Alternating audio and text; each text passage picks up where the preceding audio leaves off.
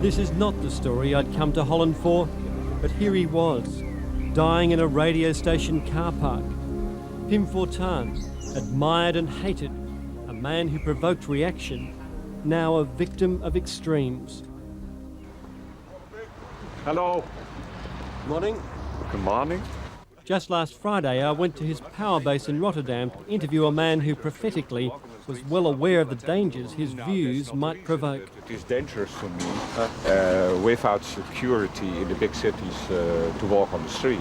But we saw that's dangerous for anybody who is a little bit famous in this country. Until today, the worst he'd suffered was a urine-soaked cake. His fame came seemingly from nowhere. With no political experience, he led a party that demolished the establishment in the Rotterdam city elections just in March. Social Democrat Els Cooper lost her job as deputy mayor and her political faith.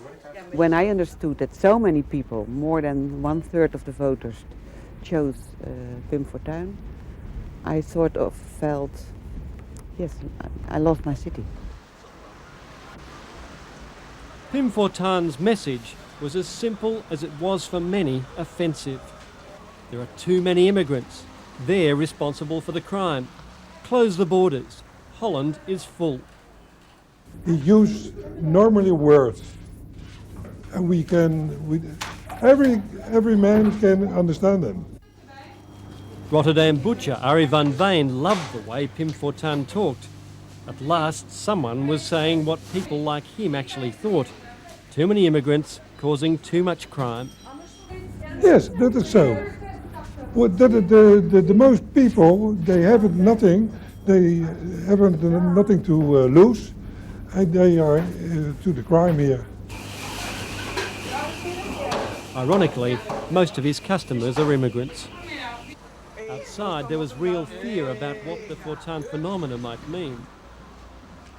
Everybody is going crazy right now because last Saturday, there was a debate on television with him, and he won all of the debate spots. And I was sitting on the couch and I was thinking, what is this now?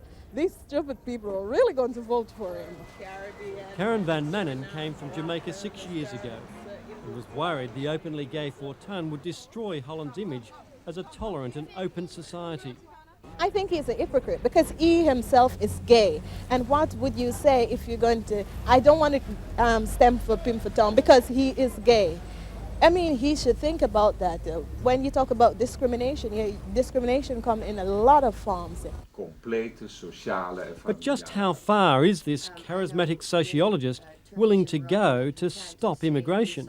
We lock up unwanted arrivals, illegal asylum seekers.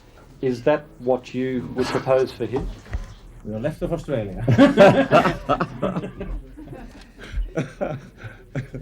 We'll think about it. Nice suggestion. But they needed no help when it came to ideas about Islam. According to Pim Fortuyn, it's a medieval backward religion. Yes, it is a backward culture. I have written a complete book about it, and you can read it also in English by Mr. Huntington.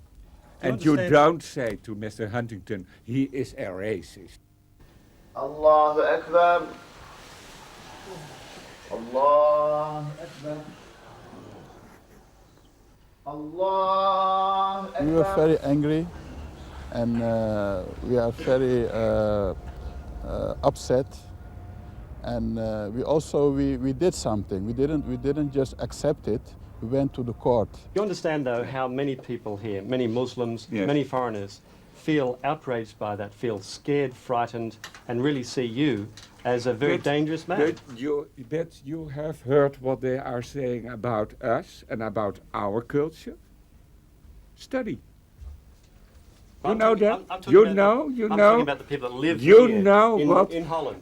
You know what they tell about our culture, about modernity. I'm talking about people that walk around with Dutch passports in the streets, people with Dutch passports. Yeah. They are Dutch, they're Muslim, and they're afraid of you. Yes, some of them. But there are also Muslims in this city who are not afraid of me, but who are a fan of me, who have voted in the local elections to me. What's the problem? With views like that, there was never any problem getting attention. With polls predicting his party would win between 15 and 20% of the vote, coalition government was a strong possibility, and more. Will you be Prime Minister? Maybe, as the citizen of Holland says, you have to become Prime Minister, then I accept that very, very heavy responsibility. Sadly, he'll be remembered not as the nation's leader, but the victim of Holland's first political assassination in modern times. This was the last time I saw him alive, obviously anxious to get away. But his extreme views had marked him.